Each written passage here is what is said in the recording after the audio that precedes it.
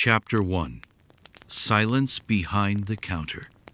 The bell above the door rings softly, not with joy, not with drama, but with that peculiar restraint of a winter morning in Liverpool. You're standing behind the polished glass counter at Nem's North End music stores, brushing invisible dust off a record sleeve that doesn't need cleaning. Your cufflinks glint under the fluorescent light, but no one notices. The customers walk past your display of Tchaikovsky and stage musicals, past your carefully arranged new releases sign, asking for Cliff Richard again. Always Cliff Richard. You smile, of course. The Epstein smile.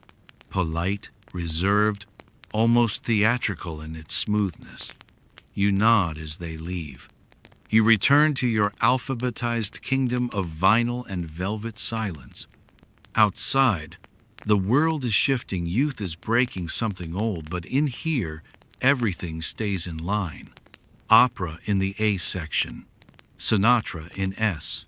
Your tie knotted with perfect tension. Your voice, always one tone softer than necessary. And yet, beneath the manicured layers, the tie, the pressed lapel, the rehearsed charisma, there's a current, a flicker of something unsaid, something aching. You are 27, managing your family's record shop, living in a flat where the armchairs never sag and the gin is never empty. You dine alone. You sleep with shadows. You long for movement, not the flighty kind, but the kind that detonates time itself. You are lonely. Not for people, but for impact. And last Thursday, someone mentioned a name. The Beatles. You wrote it down with a fountain pen on the inside of a leather planner. Just 3 words. Cavern Club. Beatles. Check. Now it's Friday night, and you're walking. You walk through Liverpool's graying heart, past neon-slick storefronts and smoke-flooded pubs to a part of town the store doesn't deliver to, Matthew Street. The cobblestones are uneven. The alley smells of ale and petrol. The door to the Cavern Club is half hidden beneath crumbling signage. A boy with eyeliner and ripped jeans waves you down the stairs. You nod stiffly and descend into something you don't yet understand. It's dark. The air is thick sweat and beer and something animal. You can't see the ceiling. Girls are pressed against the stage, shrieking into the damp. And on stage, they aren't beautiful, but they are alive. There's something primitive in the way they move.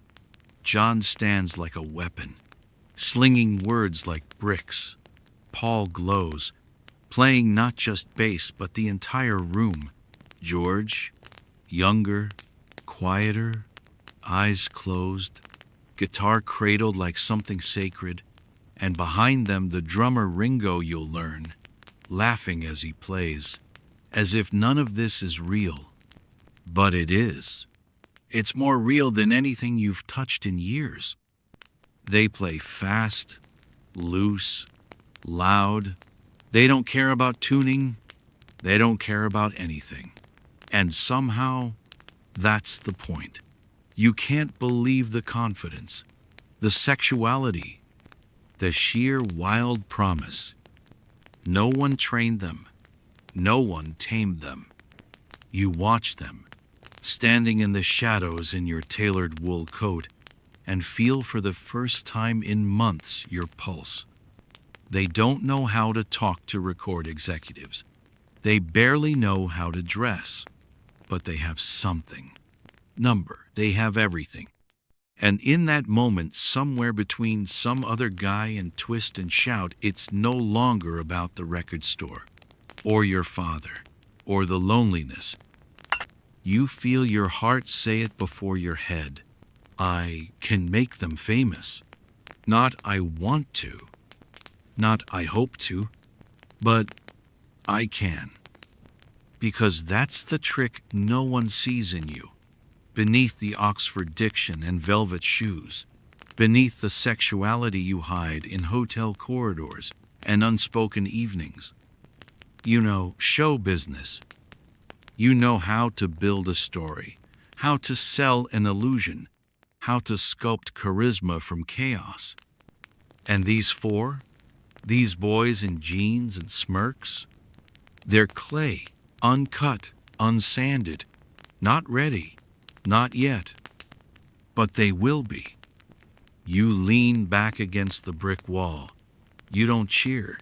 You don't clap. You don't let them see how fast your mind is spinning. But inside, you're already designing the suits. Already picturing the Ed Sullivan curtain rising.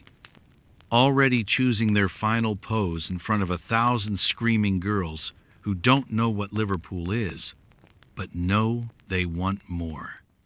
They'll call it luck. Years from now, they'll call it fate, maybe even magic. But in truth, it starts here, in this underground echo chamber of bad wiring and spilled beer, with you silent behind the crowd, seeing what no one else sees, hearing the sound before its history. The Beatles don't know your name yet, but they will. Chapter 2. Cigarette Smoke and Destiny. It's the next morning. You're sitting in your flat above the store, black coffee going cold beside a stack of unfiled invoices. The windows are fogged. The city breathes against the glass like something alive, gray, impatient, wet. But your thoughts are far beneath it, still buried in the cellar of the Cavern Club, beneath layers of noise and sweat and something dangerously close to awe. They were loud, undisciplined, crude. They were magnificent. You're used to music being a product, vinyl pressed, sleeves printed, performers groomed. Showbiz, when done properly, is clean, curated, a box with a bow. But last night, that wasn't showbiz. That was raw. That was chaos. That was electricity with a name, and it was scribbled on a napkin in your pocket. You pull it out.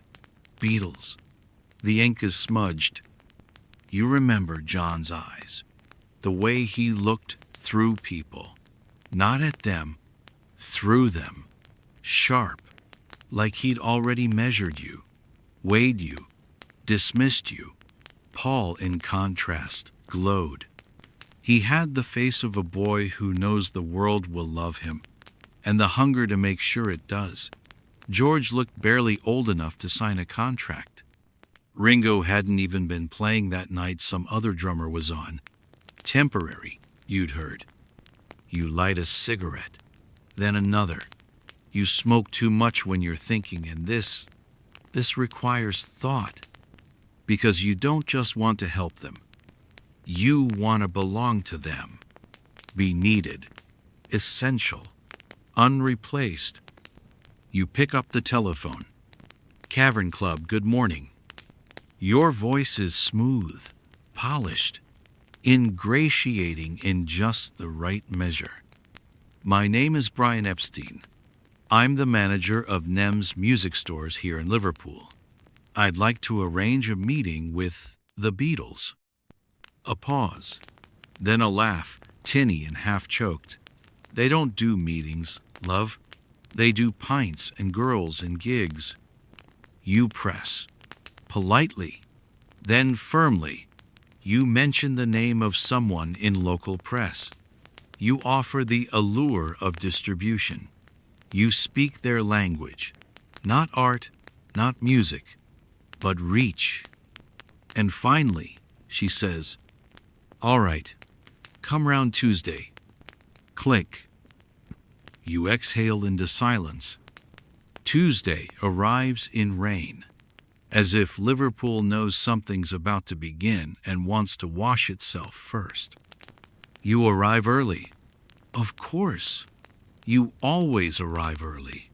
You're in your best gray suit, tie knotted just tight enough to constrict, shoes polished to a whisper, hair immaculate. You've brought your assistant, Alistair, because that's what professionals do. They arrive with people. They arrive like they already belong. The Beatles arrive 20 minutes late. They stumble in like cats, half curious, half indifferent. Paul's the first to extend a hand, smiling like he owns the room.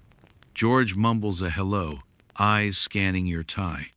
John doesn't smile, just slouches back, watching, daring you to prove yourself.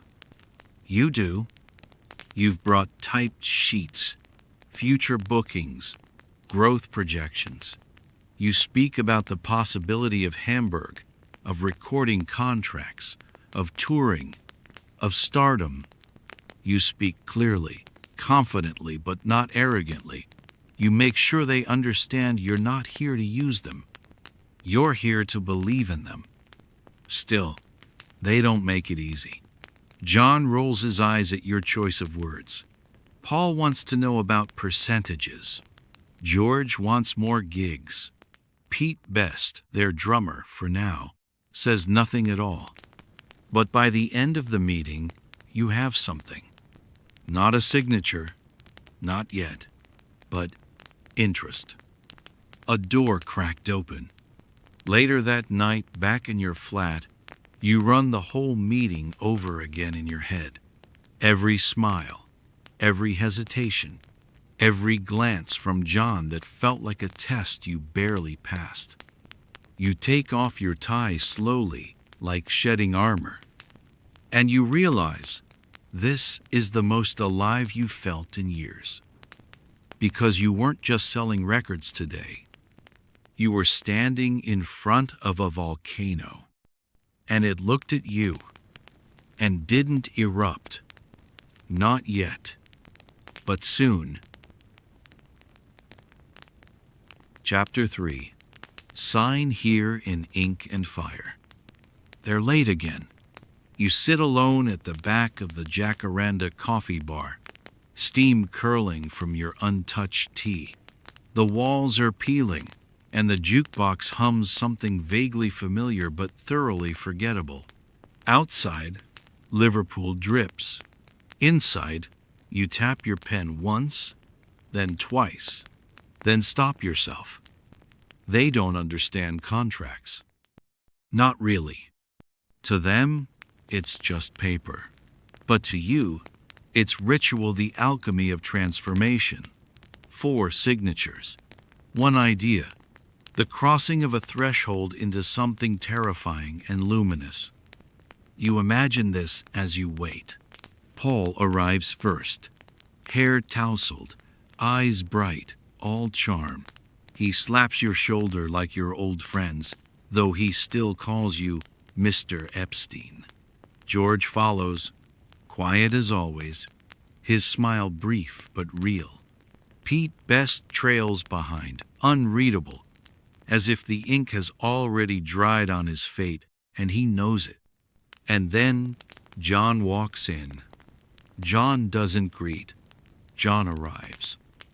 He slouches into a chair like it's a throne and tosses his coat onto the floor with theatrical carelessness. There's always a performance with John, but it's never for you. You're the audience he resents, not the one he courts. "All right, Brian," he says, smirking, like your name is a dare. You clear your throat and lay the contract on the table. "I've made it as clear as possible," you say. 10% commission, climbing to 25 as we grow. Bookings, press, management. You'll have representation. You'll have direction. You'll have a future. You try not to say me. You try not to say belonging. They read it, or pretend to. Paul nods slowly, as if the numbers are poetry. George squints.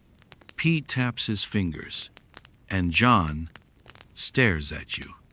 "You believe all this?" he asks. Not the paper. You. I do. He doesn't blink, doesn't smile, but he signs. Paul follows, then George, then Pete, last, hesitating just a beat too long. The pen passes back to you. Your signature is smooth, practiced, but your hand trembles anyway, not because of doubt, but because somewhere inside you, something ancient just shifted, not in your mind, in your life. You are now the manager of the Beatles. But more than that, you are no longer a man behind a counter. You're standing on the precipice of something vast, something that will devour and define you. Later that night, you're in bed, staring at the ceiling. You've taken a mild sedative, but it hasn't touched you. The room is too quiet, your mind too loud. You keep seeing their faces. Paul, already calculating. George, absorbing. Pete, distant. John, dangerous. You wonder if they'll thank you, if they'll ever know what you're giving them, the nights you won't sleep, the dinners you'll miss, the names you'll forget so theirs can be remembered.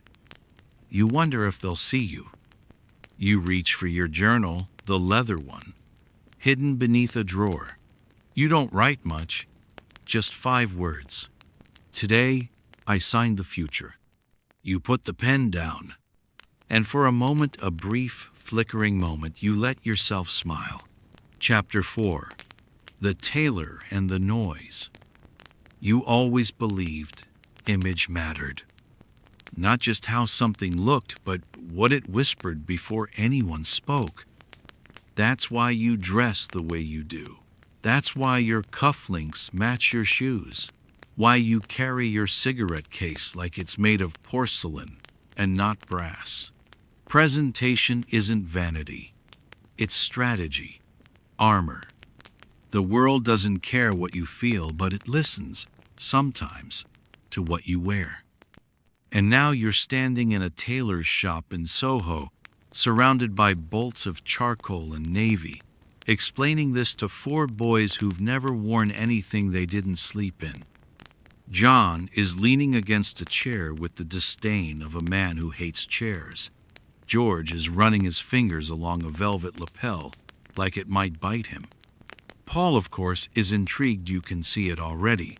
How he tries on the posture, the elegance, like he's rehearsing it. Pete Best stares at his shoes and says nothing. The tailor, Mr. Dougie Millings, makes a small sound of approval as he studies their limbs, their shoulders, their chaos. These won't be cheap, he says. You smile. Neither will they. That afternoon is the first time you see them not as boys, or clients, or a chance. You see them as a brand. Matching suits, clean cuts, boots polished, hair just long enough to challenge, just neat enough to reassure. No more greasy leathers. No more chain smoking backstage like sailors on leave.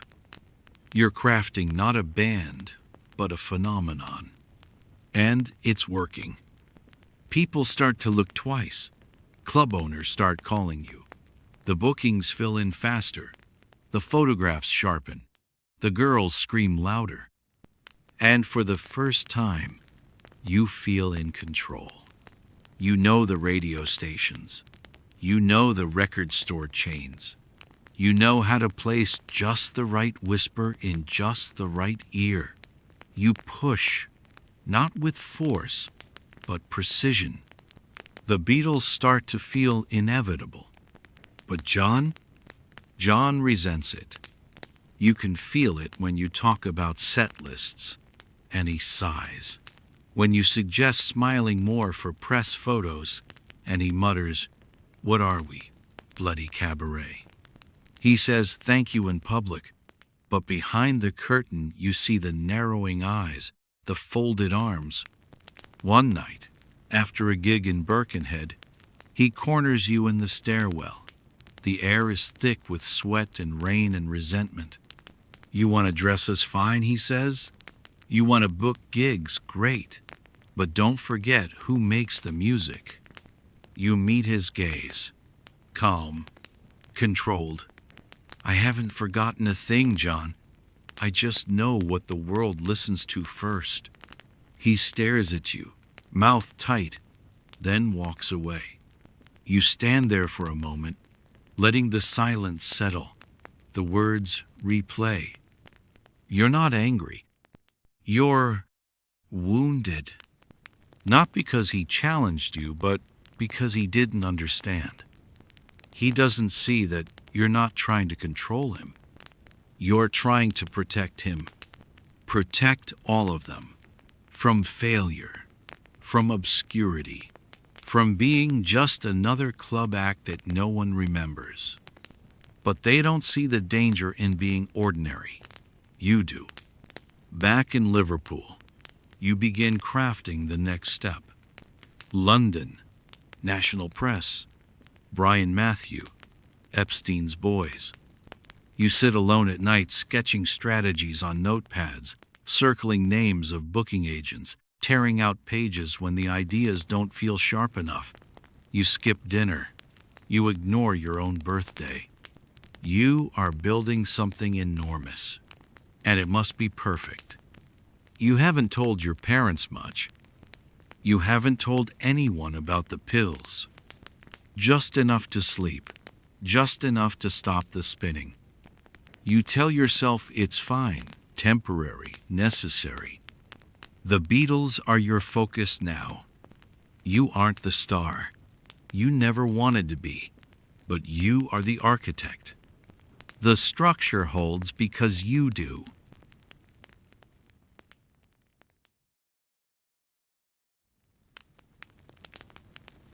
Chapter 5.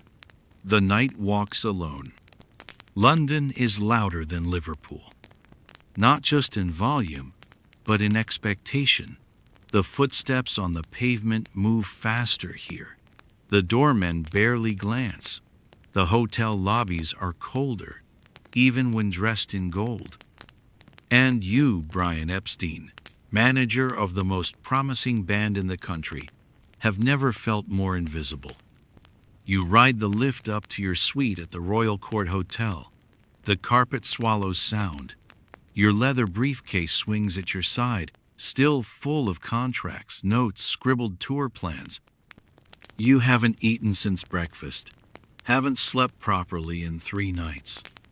Inside the room, silence meets you like an old lover, familiar, cold, and entirely disinterested. You set the briefcase down, loosen your tie. You stare at your reflection in the full-length mirror, the tailored suit, the silver cufflinks, the half-shadowed eyes. You look like a man who's winning. But it's all scaffolding. What's beneath is hunger, and not just ambition. It's the kind of hunger you can't admit, not in public. Not even in most private circles. Not in 1962. Not in your skin. You wait until it's late. You leave the hotel through the rear entrance. Collar up. Hat tilted low. London's rain makes everything blur, the lights, the faces, the windows of bakeries long closed. You know the street. You know which corners are safe enough to linger. Which doorways hide no names, just shadows and questions. Sometimes it's a glance, sometimes an exchange of cigarettes, sometimes a hand, warm and trembling, brushing yours in the dark. You never use your real name. You never speak of it afterward. You walk with caution. Not because you're ashamed, though perhaps you are, but because the world has left you no other way to survive it. Your success can't make space for your truth. Your charm can't protect your desire. Your genius can't legalize your loneliness. So you take what the night offers. Brief moments, silent company, warmth with no past and no future. And then you return. Back at the hotel, the phone rings just after 2 in the morning. It's Paul. "We've had an idea for the opening of the show," he says, too cheerful for the hour. "John wants to do that thing where we start with 'Please, please me,' but you listen, you take notes, you agree, you add suggestions. He never asks why you sound breathless. He doesn't know you've just showered off the street. He hangs up with a, 'Cheers, Brian. You're the best.' You sit there holding the receiver, the dial tone humming like a second heartbeat. Days blur into weeks.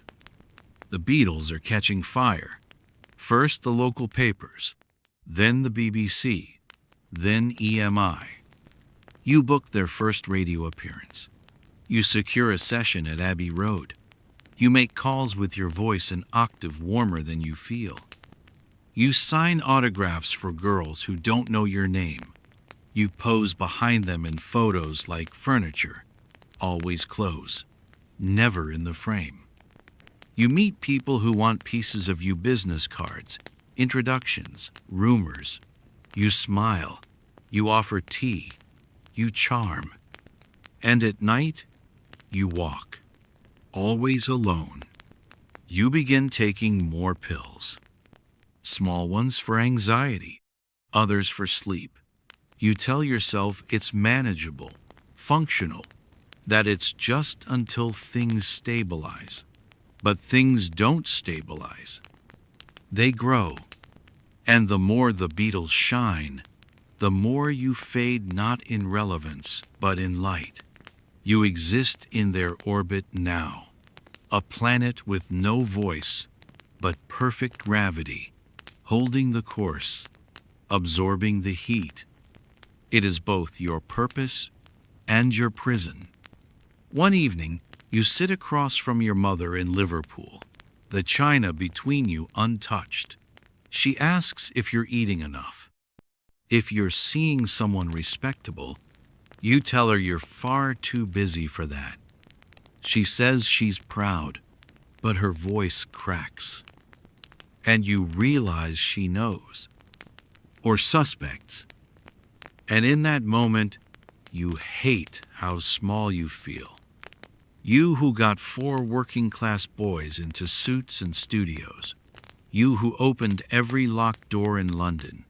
You who smiled at Epstein family dinners while hiding a second life in hotel corridors. But you do what you've always done. You smile. You straighten your cuffs. You excuse yourself early. And then you walk.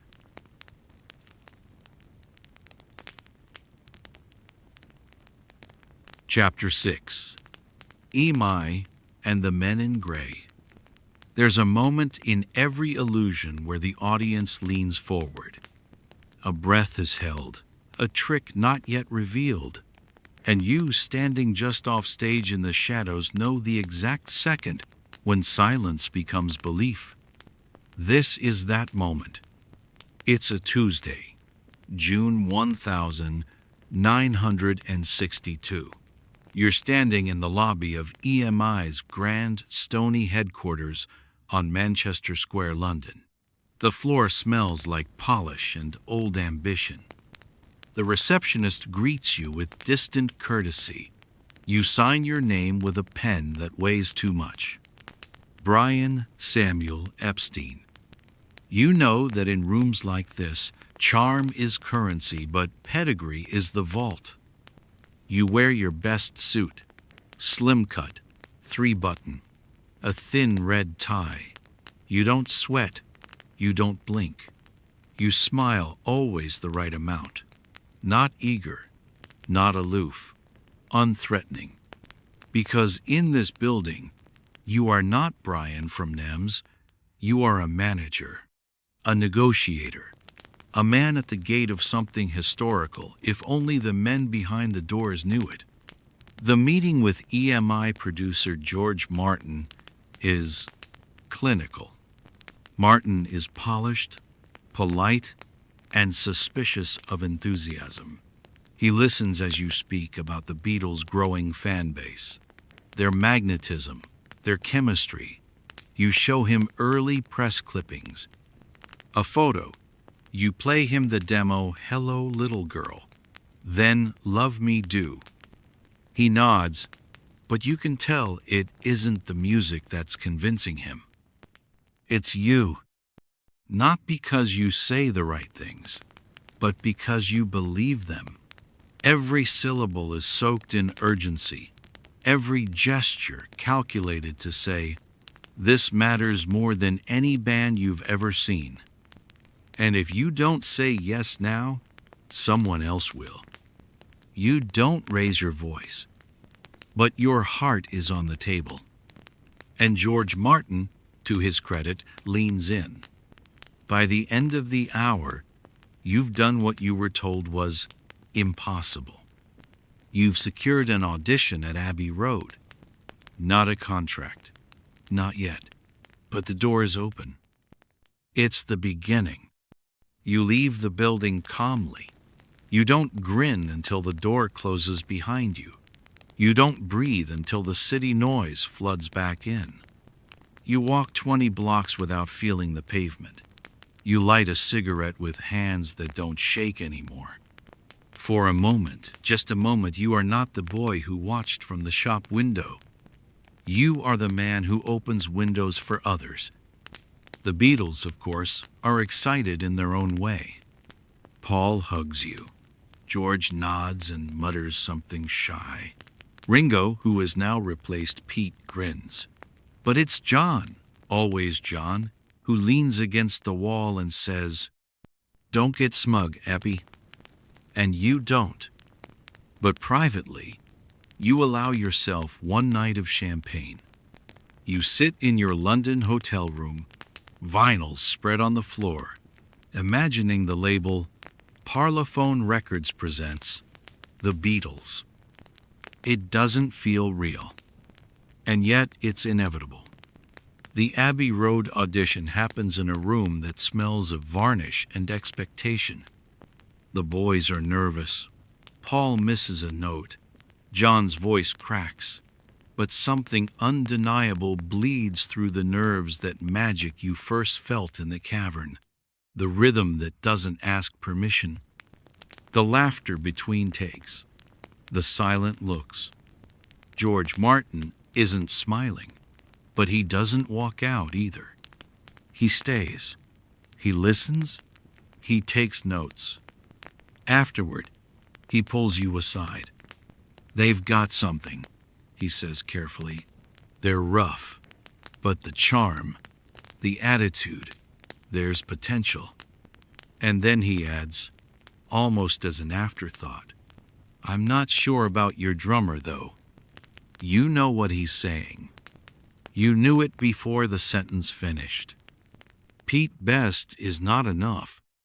And if the Beatles are going to become what you see in your mind, the concerts, the suits, the screaming crowds across oceans, you'll have to do it. You'll have to replace him. You nod slowly. You don't flinch. Because in this business, sentiment kills. And you didn't come this far to lose now. You call Pete 2 days later. You hate it. But you do it. And after the call, you pour yourself a double gin, close the curtains, and listen to the demo tape on repeat, not because you need to, but because it reminds you what this pain is for. The contract with EMI is finalized in August. The Beatles are signed, official, stamped, witnessed. And when the news breaks in the papers, you sit alone in your suite, clipping every mention, not to show anyone, just to remember. You built this, not the music, not the magic, but the machine that lets it echo. You wonder if George Martin told the higher-ups that it was your pitch, not the songs that opened the door. You wonder if they even know your name. Later, a journalist calls you the man behind the phenomenon. It's flattering, but it's still behind. You're not on the cover. You're not on stage. You're not in the studio. You're in hotel rooms, on phones, in corridors. And you start to feel it, the echo of something rising that may, one day, grow too large to need you. But not yet. Not today. Today, the papers say,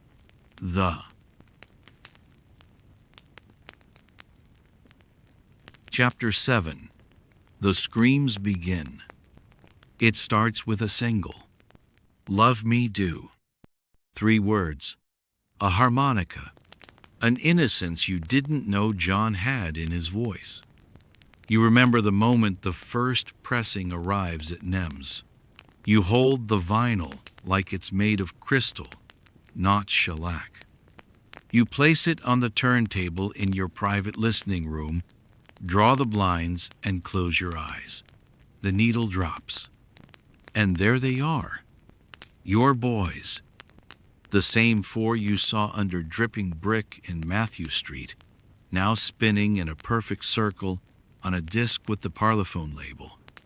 You should weep, but you don't. You're too still for that, too focused. There's a plan still unfolding, a path still being laid. Emotion is a luxury you've learned to delay until after the work is done. You call the radio stations yourself. You walk the records into the shops. You buy copies in bulk subtly, methodically, to give the chart a little nudge. People call it unethical. You call it belief. The chart position rises, slowly, unevenly, but it rises. Number 17. And that's enough. It means traction. It means you're in the bloodstream. Not a hit, not yet, but a hum, a whisper. Something is moving. Then the letters begin. Girls from Sheffield, boys from Glasgow, postmarked envelopes with scribbled names like, "To the Beatles manager." You read everyone. You save most. Some ask for signed photos, some for lockets of hair. Some just write things like, "Tell Paul I love him," over and over, like a prayer. And in your chest, something warm and dangerous blooms. They care, not just about the songs, but about the idea. The Beatles are no longer a band. They're a feeling. And the screams are coming. The first live eruption happens in Manchester. Winter, indoor venue, packed hall. You stand in the wings, watching the audience, teenage girls in coats too thin for the season, boys pretending not to sing along. The air is tense, as if everyone knows something is about to split open. The lights dim. The announcer barely gets through the name, "Ladies and gentlemen, the Beatles," before the room explodes. You've never heard anything like it. Not in opera houses, not on the streets, not in your own head. It's not music. It's hysteria. A wall of screams. Raw, holy, terrifying. The boys can barely hear themselves play. Ringo's off by a beat. John's laughing through his verse. Paul winks into the chaos like he was born in it. George doesn't even look up. And you, standing in the wings, hands clasped, feel something cold slide beneath your ribs.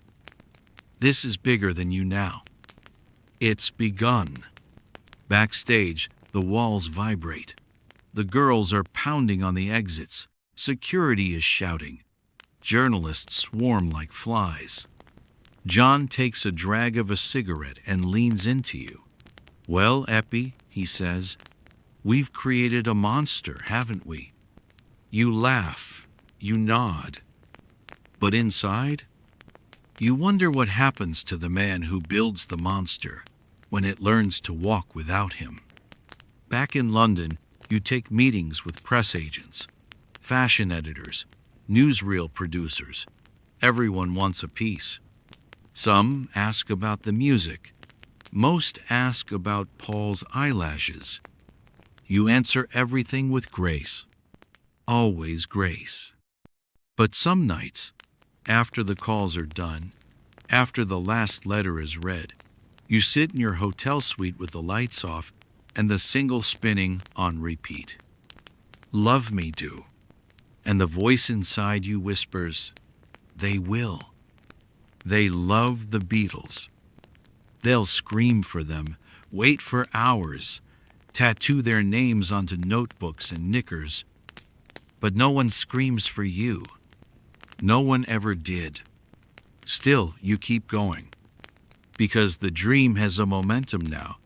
You can't stop it. Wouldn't even know how. You plan the next release. Please, please me. Stronger, faster, tighter. You arrange a photo shoot in sharp black suits. You coach them on interviews. You tell them which journalists matter and which ones just want a bait scandal. You clean their edges without cutting their fire. And at night, you walk the streets alone again, quieter now, almost invisible. The city rushes past you, unaware that it owes its newest soundtrack to your obsession. But it doesn't matter, because the Beatles are rising. And you are the quiet hand beneath the wave.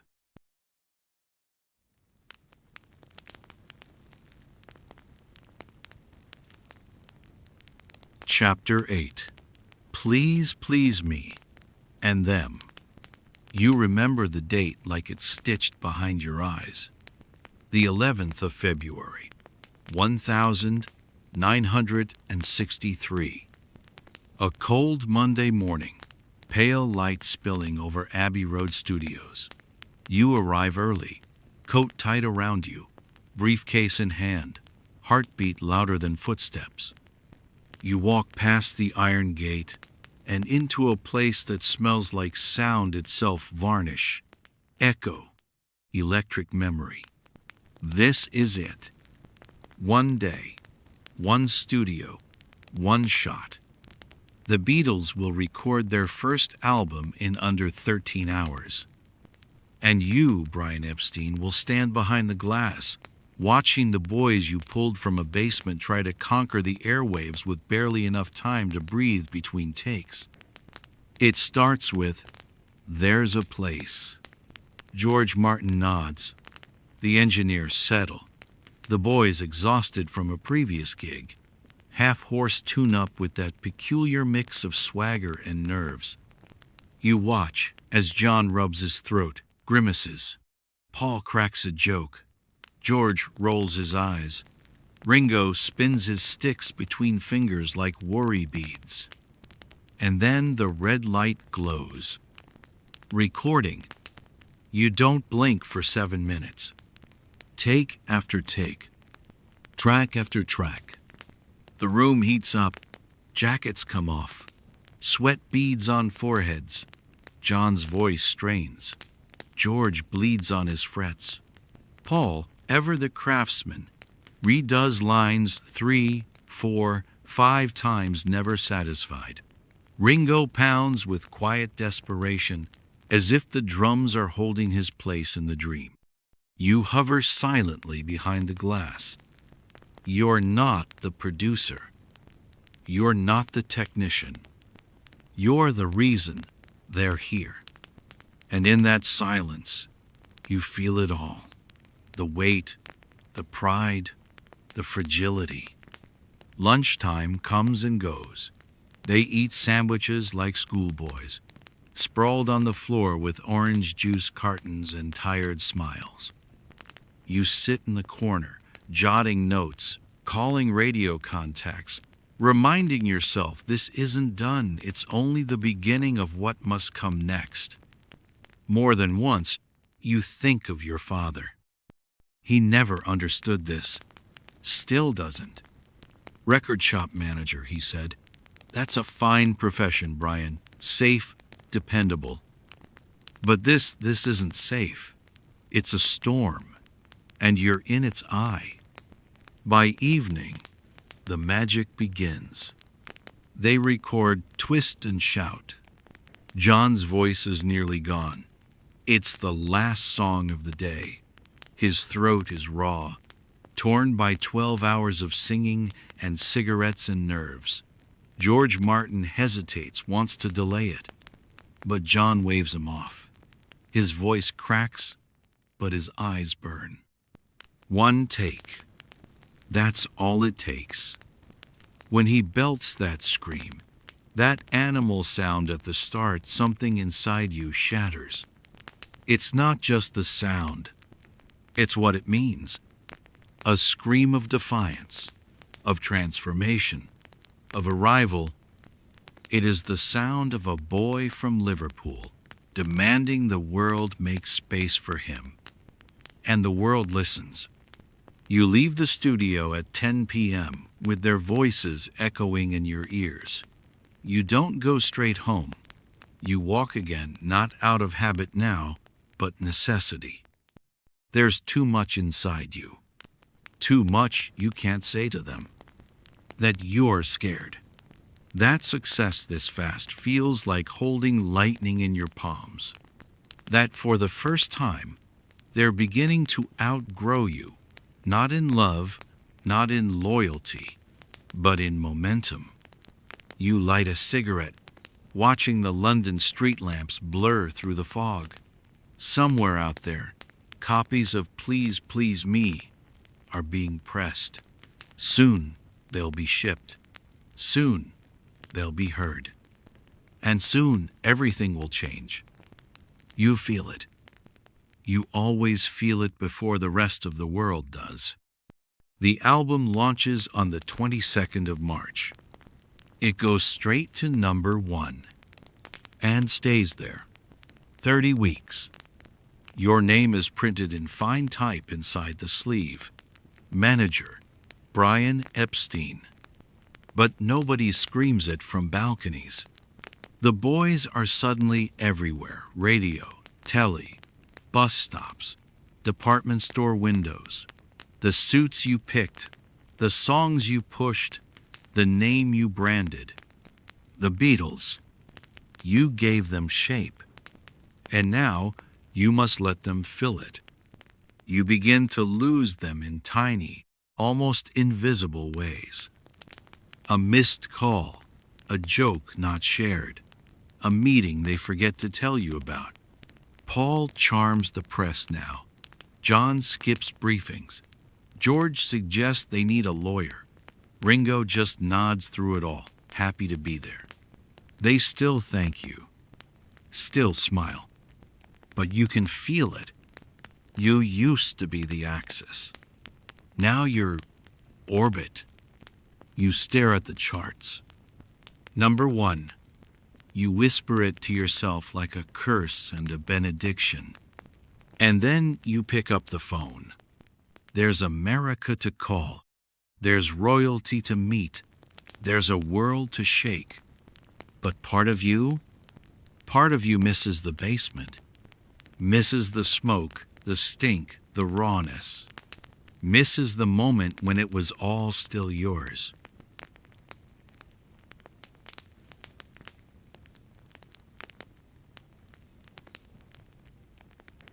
Chapter 9. The Crown Without a Throne. The Americans didn't believe in Liverpool. Not yet. They had Elvis, after all. Sinatra, surf rock, Coca-Cola, and Chrysler. They had their own rhythm, their own crown. Why would they need 4 mop-top lads from a gray island across the Atlantic? But you, Brian Epstein, knew better.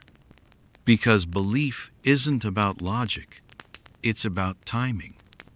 And time was your obsession.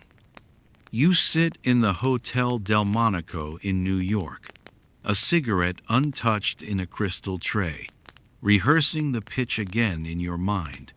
You're not just trying to sell a band, you're trying to unseat an empire. And your battlefield? A variety show.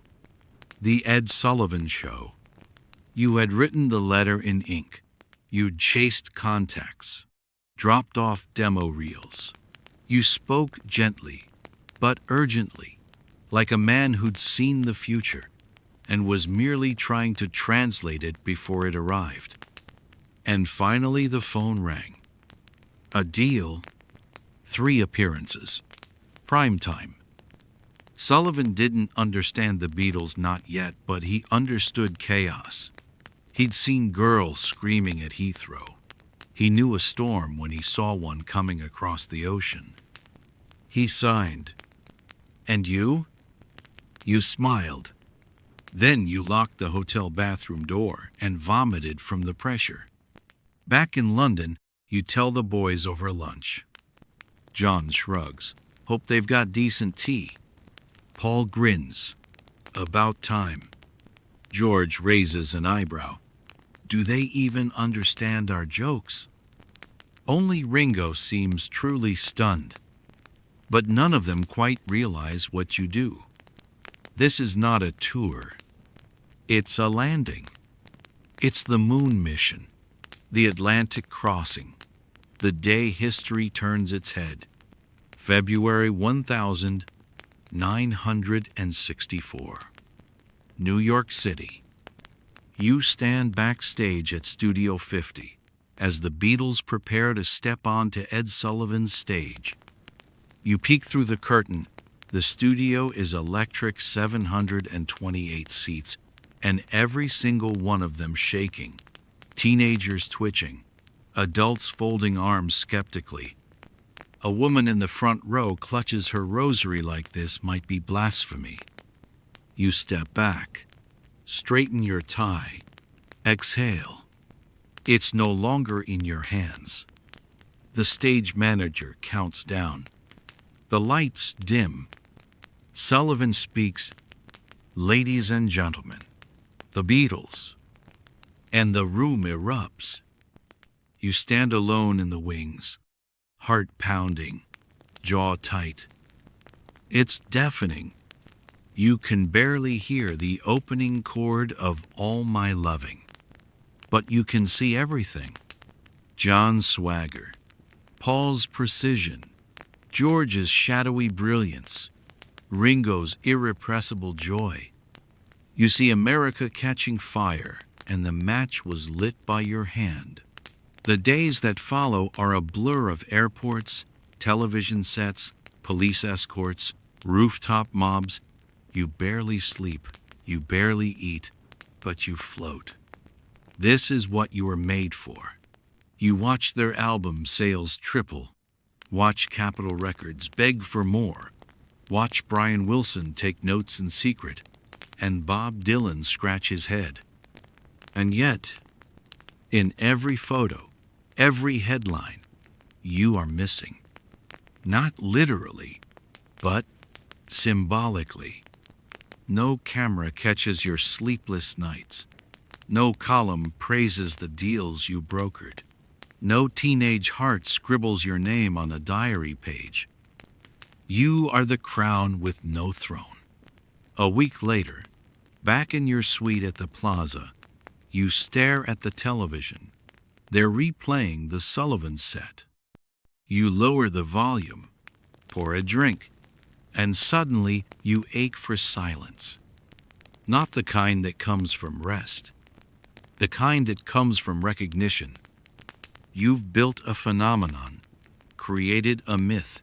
You made gods from boys who once couldn't afford trousers without holes. But the world doesn't remember Prometheus. Only the flame.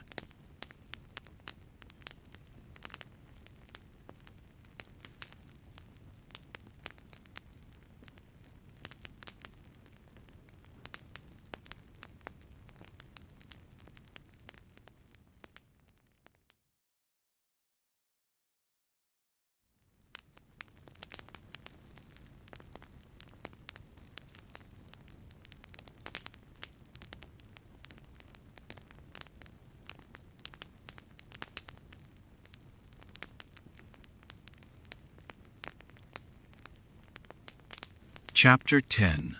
The Business of Being Forgotten. Money pours in now, faster than you can account for it.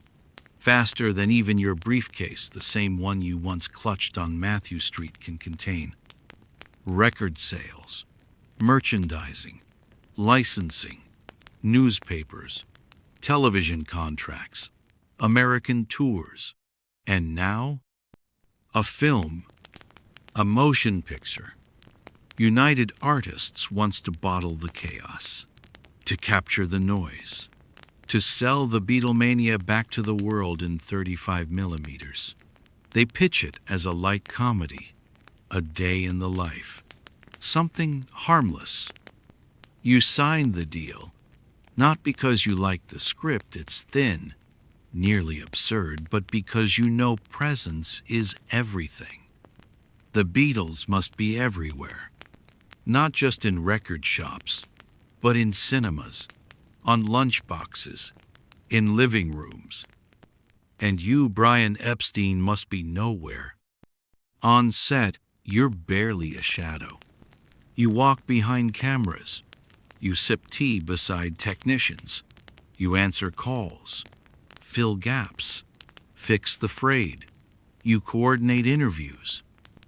You smooth over John's tantrum, George's snark, Paul's charm overload. The director barely nods at you. The producers thank you by not thanking you. And when a reporter refers to A Hard Day's Night as a masterpiece of natural charisma, you smile. You don't remind them that it was you who demanded the band wear those collarless suits, that it was your pitch that sealed the film, that it was your hand guiding the tone, the laughter, the brand. You don't say any of that. You just light another cigarette and vanish into the scaffolding. The reviews are glowing, not for you, but that's expected. You begin to learn the art of vanishing in plain sight, of existing behind the music, behind the smiles, behind the flashing bulbs. Your name still appears on contracts, yes, still on letterheads, still on the bottom corner of album sleeves. But to the world, you're the butler of the revolution, not the architect. Behind closed doors, something starts to fracture. Not dramatically, not loudly, but like a thread unraveling inside your chest. Your pills increase, the little white ones for nerves, the blue ones for sleep. You keep them in a silver case that used to hold mints. Your doctor raises an eyebrow. You lie, and when lying doesn't help, you smile instead. You begin sleeping past noon. You miss a meeting with a Japanese press team. You forget an appointment with a BBC producer. You apologize. You send flowers. You say the time zones confuse you. But really, you're just tired. Tired in a way that rest doesn't cure. Tired of being the man who holds the ladder while others climb. One night, you walk past a shop window in Soho. Inside, a television plays a Beatles clip, the Ed Sullivan performance. A small crowd has gathered on the sidewalk, smiling, pointing, laughing. A little boy turns to his father and says, "That's Paul, and that's John." You stand 5 feet away. No one notices you. You, the one who made the call, sent the records, booked the rooms, handled the hysteria. You, the man who gave them to the world. You walk on. But that emptiness, it walks with you. You begin drinking earlier in the day. A glass of wine at lunch, gin by 4, scotch by dusk. It takes the edge off the sound, because the screaming never really stops, not for them, not for you, It follows you into hotel corridors, into bathroom stalls, into the mirror at 3 a.m. and all. You try to remember what it was like before. Before the suits, before the ink, before the machine. When it was just you and 4 boys in a damp cellar with bad amps and worse lighting, and something in the air you couldn't explain. That something is still here, but now it has a payroll. In interviews, they start calling you Mr. Epstein. Formally, almost distantly. You correct them softly. Just Brian. But the space between you and the boys grows with each flight, each city, each millionth record sold. They love you. You know that. But they don't see you anymore. Not fully. And worse, you've begun to vanish from yourself.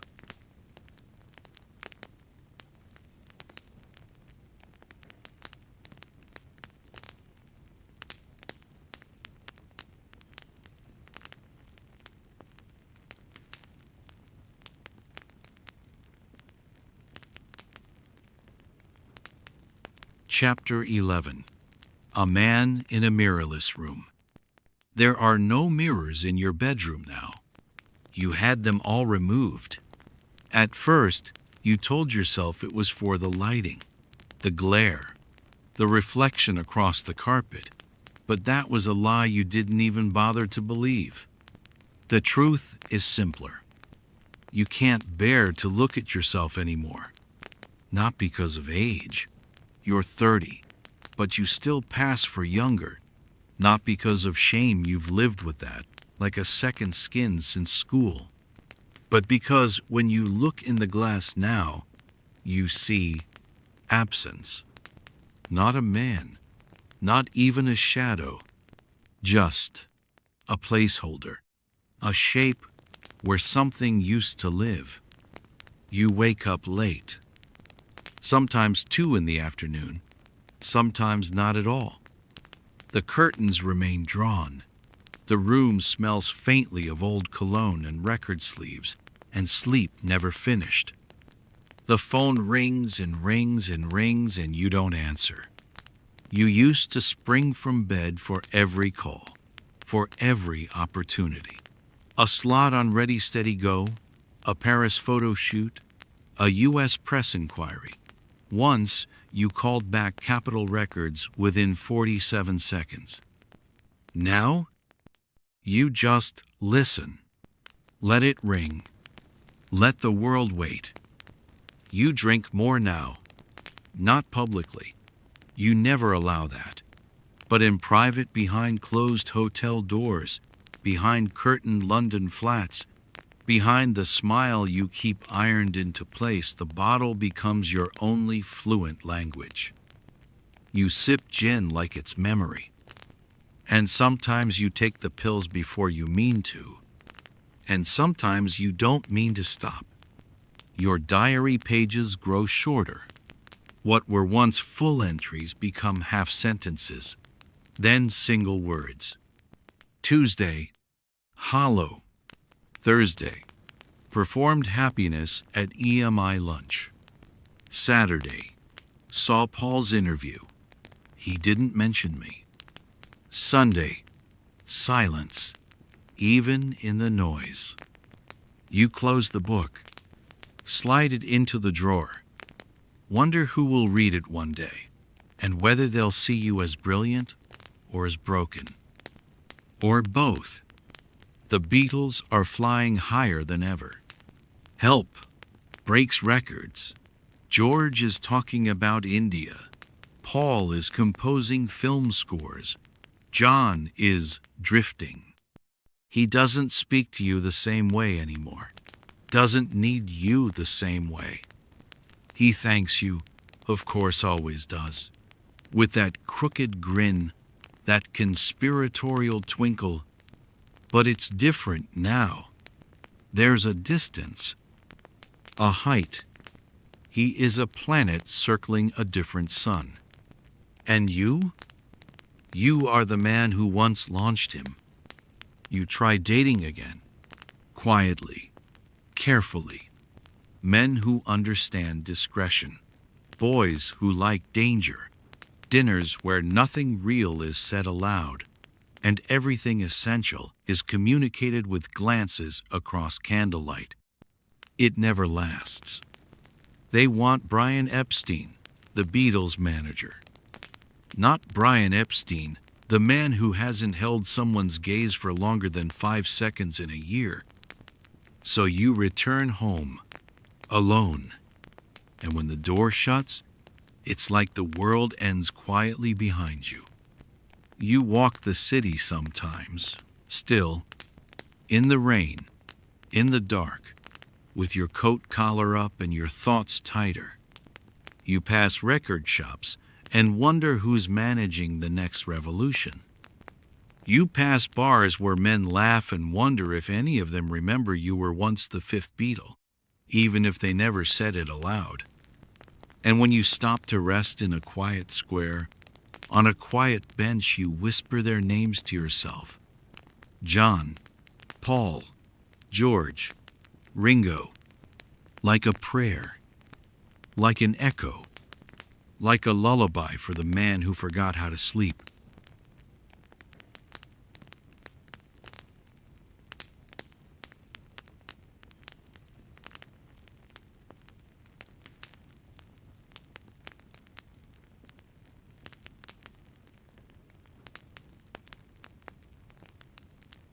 Chapter 12. When the circus forgets the ringmaster, they no longer ask for you first. Not the labels, not the journalists, not even the boys. When Rolling Stone reaches out for a feature, they want Lennon. When Capitol calls about the Japan tour, they already spoke to Paul. When the merchandising team sends proposals, they CC you instead of address you. Your name isn't gone. It's just faded. A watermark on the empire you helped build, barely visible unless someone holds it to the light. You walk into the office you once built from nothing. Crisp walls, fresh pens, brushed aluminum nameplate that still reads Brian Epstein manager, and realize it's quieter now. Too quiet. You used to be a fire in this place. Now, your desk is cluttered with unread telegrams, untouched contracts, and an ashtray 3 days too full. You sit in your chair, back too straight, as if pretending posture can summon control. You open a file. You close it again. You light a cigarette and stare out the window at the city that no longer pauses for your footsteps. Others are circling now. Alan Klein, Robert Stigwood, polished men with perfect teeth and dollar-shaped pupils, men who smell opportunity the way wolves smell blood. They offer to help, to lighten your burden, to evolve the brand. But what they really mean is, step aside, Brian. They don't need you anymore. And worst of all, they're not wrong. John grows more distant by the week. You don't know if it's Yoko or the acid, or simply time. He's colder now, smarter, more vicious in his jokes. You once could read him like music. Now, it's static. Paul tries to keep you close, professionally, but it's politeness now, not dependence. George barely calls. Ringo always smiles, always kind, but kindness doesn't anchor you. You are a man they all respect, but no longer a man they rely on. You throw a lavish party in London. Your flat glows with chandelier light, champagne towers, models from Paris, editors from Vogue, jazz murmuring in the corners. People call you charming, flawless, the perfect host. But you notice, halfway through the evening, that you've said the same sentence 12 times. Yes, the boys are doing quite well. No one asks if you are. Later that night, you lie on the carpet, fully dressed, staring at the ceiling as the last guest leaves. You listen to your own breathing, trying to decide whether it's calm or hollow. You count the cracks in the paint. You tell yourself, this is not falling apart. This is just a new chapter. But the page won't turn. Your mother calls. You haven't answered in a week. When you finally pick up, she tells you she read about you in the papers, something about the Beatles filming in India. She sounds proud, but distant. Like she's describing a son she's seen on television, not one she raised. You say, yes, I'm doing fine. You always say that. You lie like it's a muscle now, automatic. The next time you see the boys, it's at a press conference. They're laughing, tired, glowing. You stand off to the side, not at the podium, not in the shot. Afterward, John claps you on the shoulder. Still breathing, Epi? You smile. It's a joke. It always is. You used to be the man who calmed their nerves, who fixed their futures, who answered their fears.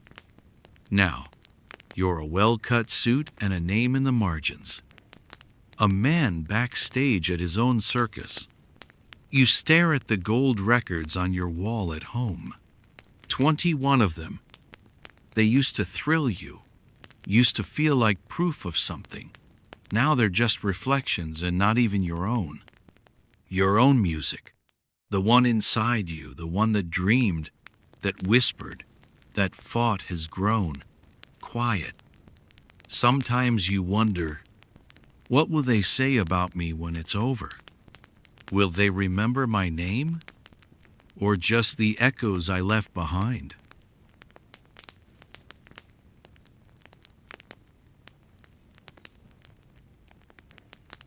Chapter 14.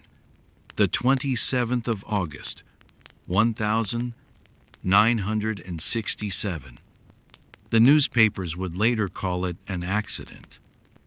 They'd use words like tragic, untimely, avoidable. But the truth is softer than headlines allow. The truth is this. You were simply tired. London is humid that summer. Heavy, suspended in something too thick for breath.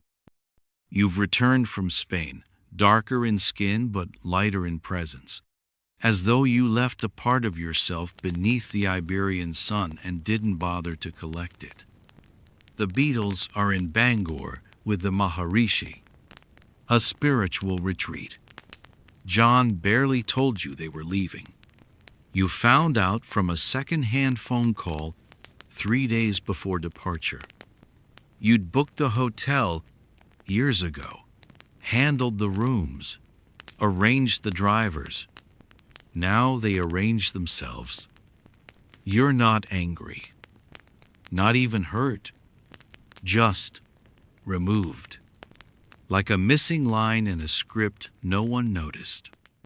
You wake up on Saturday and stare at the ceiling for a long time.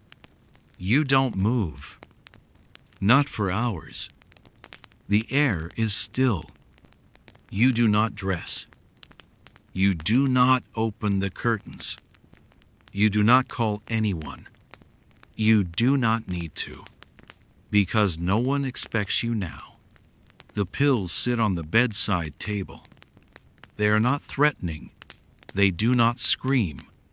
They are simply there, like paperweights for the soul.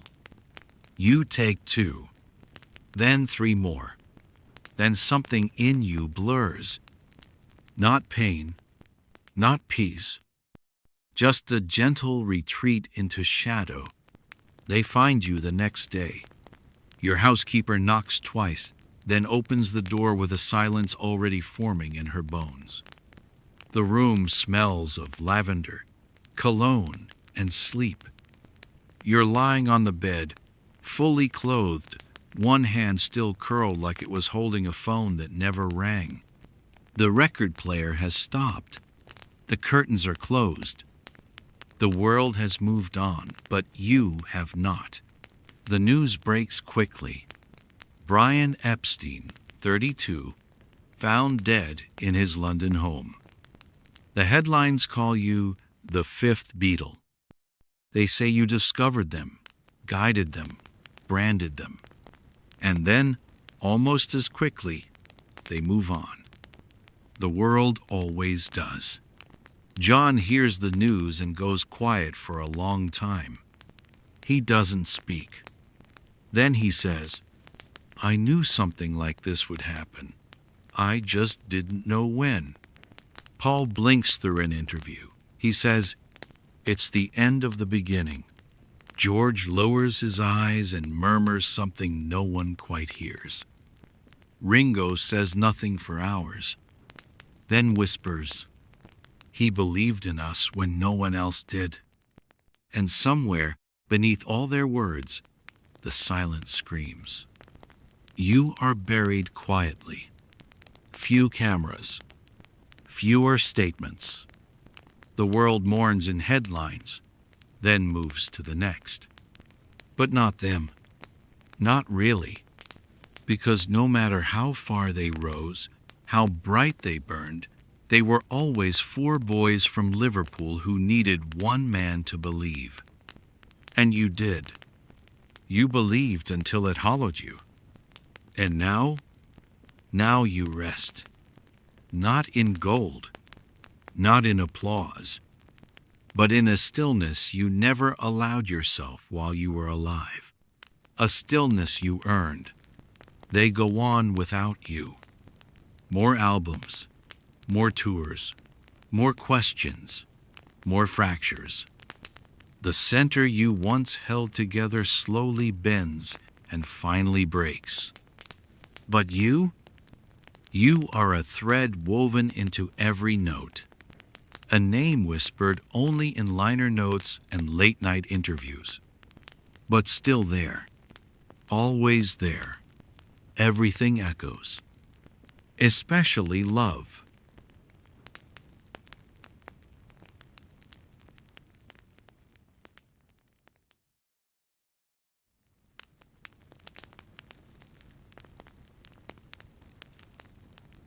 Epilogue. Brian. The office is quiet now. The door still bears your name. B. Epstein. Brass letters dulled by time, untouched by fingers that once reached for you. No footsteps echo in the hallway. No phones ring. No ashtray smolders with tension and hope. Only dust gathers now slowly, respectfully, as if even time itself feels the need to lower its voice in your presence. The Beatles move on. They sing new songs, take different paths, grow their hair, shed their skin. They argue. They drift. They try to hold what you once held for them, unity, vision, gravity, and they can't, because they were a storm. And you were the eye, the calm in the middle, and now that calm is gone. John writes about you in silence. Paul names you carefully in interviews, sometimes wistfully, sometimes like a man trying to light a candle that won't stay lit. Ringo visits your grave alone, once. He doesn't tell anyone.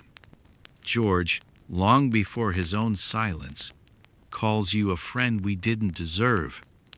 And the world remembers you sideways. As a footnote, as a question mark, as the man behind the curtain. But we remember, we the quiet ones, the late-night wanderers, the dreamers, the listeners. We hear you between the notes. In the pauses between verses, in the click of a tape reel, in the silence after applause.